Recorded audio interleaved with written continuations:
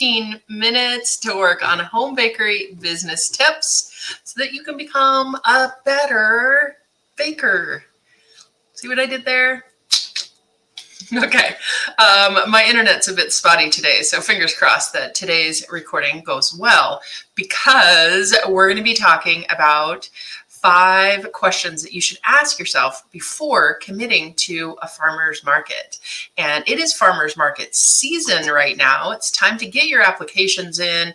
If farmer's market is the next best step for your baking business. So today, in this timely Hot Topics Live, we're going to be talking about questions that you should ask yourself before committing to the farmer's market. And this topic is kind of near and dear to my heart. There's my like and subscribe button. Go ahead and do it right now if you're thinking about it and watching on YouTube.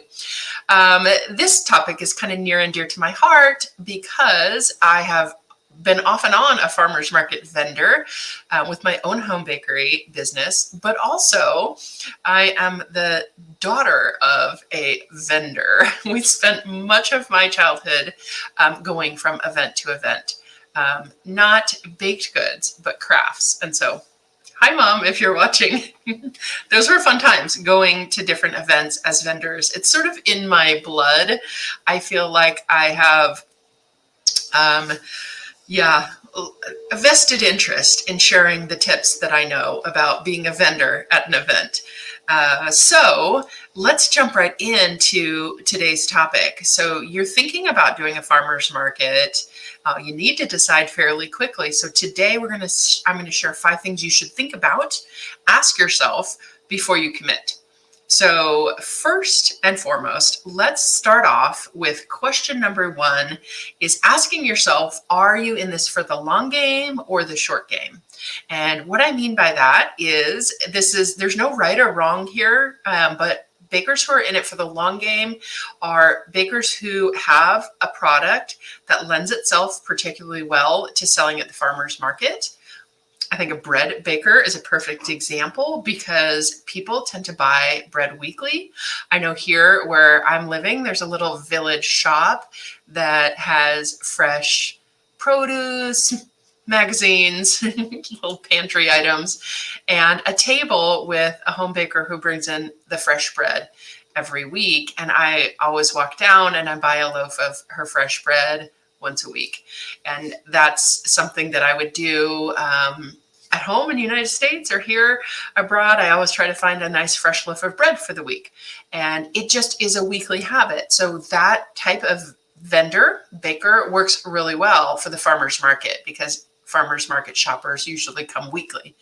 So that would be somebody who might invest in a farmer's market as a full-time strategy for selling their baked goods, versus you might be a short-term farmer's market vendor. Like if you're launching your business and you just want to validate your concept, work on your professionalism, work on all your business strategies, and go to sell at a farmer's market for 1 season, hopefully getting a good customer base and then bringing them with you over into the business model that you want to do going forward, like pre-order sales or custom work. That would be what I would call maybe a short-term farmer's market vendor. So ask yourself, are you long-term or short-term? The difference being that the investment that it takes to set yourself up to sell at the farmer's market it's significant. And if you're going long-term, then you know that you're going to be able to recuperate those expenses season after season, using that same table over and over, upgrading to a canopy, getting a bigger banner and things like that. If you're only going for the season, you might find that the expenses associated with getting yourself set up and the time that goes into the process of becoming a vendor might not be worth it for you. So ask yourself what your commitment level is before you decide to sell at the farmer's market. Tip number 2, question number 2 that you want to ask yourself is, are you licensed and insured in your state?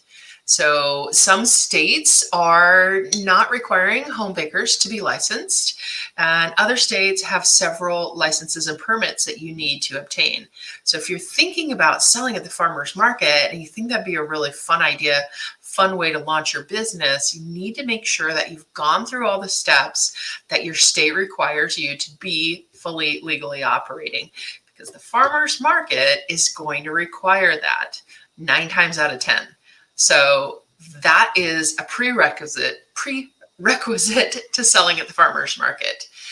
Now, if you need some help with that, if you're not fully licensed yet, if you're still struggling with finding like a name for your baking business that's not trademarked, or you want to protect your name, if you need some help figuring out if you want to be an LLC or sole proprietor, or unraveling the questions that you have about insurance, check the link in the video description for a resource that I have that helps you with all of the startup for a home bakery business, for a legally operating home bakery business.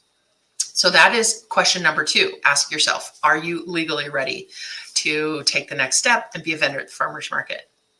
All right, tip number 3 is you want to ask yourself, how much can you bake with your specialty item? So one of the questions that comes up a lot with bakers is, how do you bake enough to sell at the farmer's market and still have it be fresh?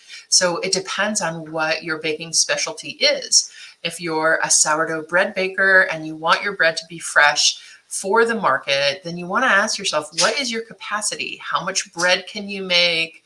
What's your shelf life?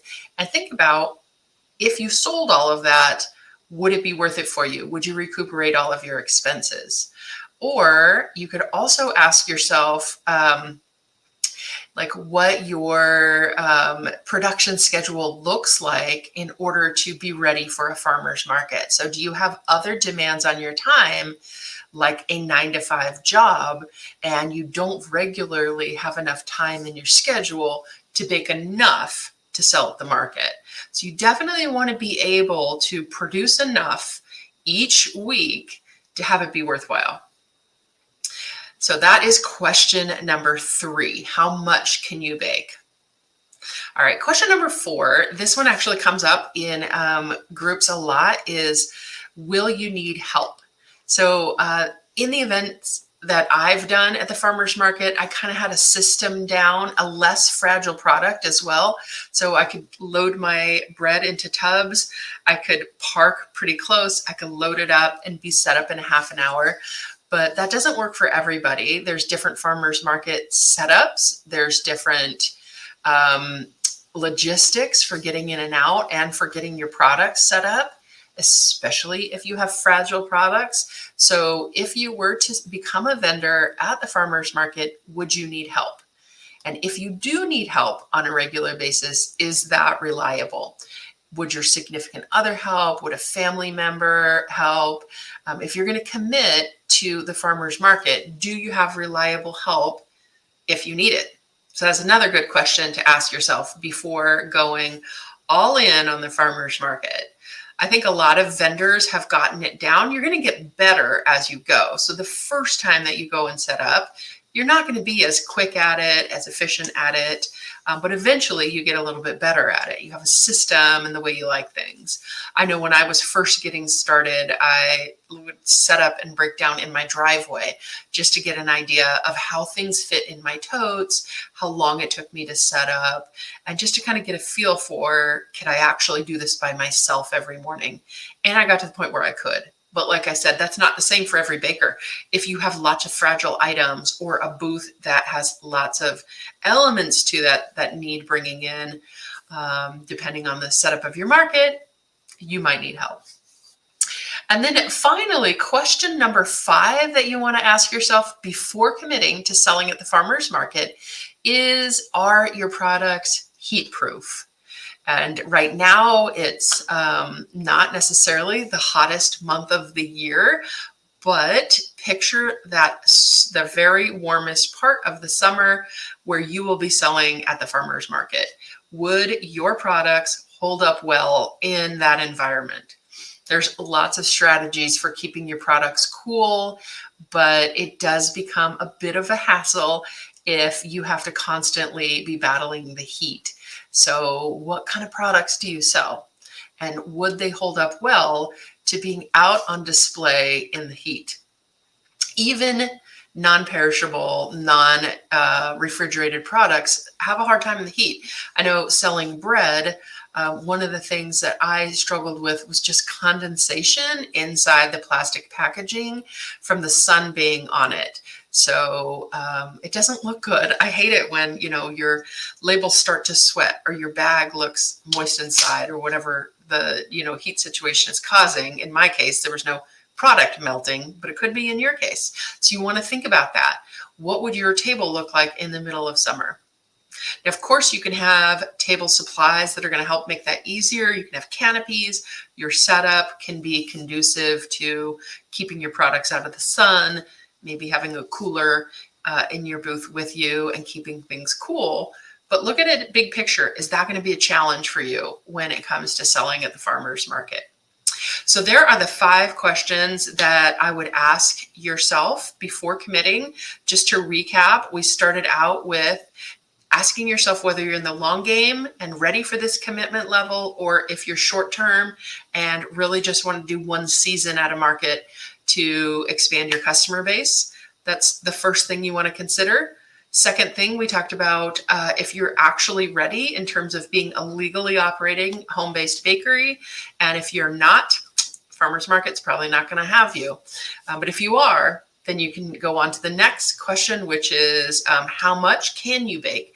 Think through the logistics of getting ready for the farmer's market. And can you do that on repeat with your life commitments? Then you want to consider whether this is a solo effort or whether you're going to need help. And if you're going to need help, is that something that is reliable? And then finally, are your products heat proof? And will your particular brand of baking hold up well in the summertime months? So if you answered yes to all those questions and you're still feeling psyched and ready for the farmer's market, then congratulations, because the farmer's market is something that could absolutely launch your home baking business. So as usual, I have resources for you. So go ahead and check out the video description for this video. And I've just released my home, what am I calling it? Farmer's Market in a Box. That's what it is. Farmer's Market in a Box is literally everything you need to know once you've decided to sell at the farmer's market inside this powerful PDF download, video training, all kinds of resource links that I'm sharing with you. You're going to have a step-by-step guide for how to choose the right market. I've also included the ever popular how much should I bake for the market calculator. That's right. I took all those different factors to determine how much you should bake and wrapped them up into a calculator. It's available inside the farmer's market in a box. All your social media copy and templates for promoting it, as well as so many more resources for having a successful farmer's market season. So if you answered yes to these 5 questions about whether you should sell at the farmer's market and you're ready to take it to the next level, go ahead and check out the link that I've shared in the video description. All right, that's time for today. I want to thank you guys for joining Hot Topics Live. As usual, I'll see you same time next week. Bye, friends.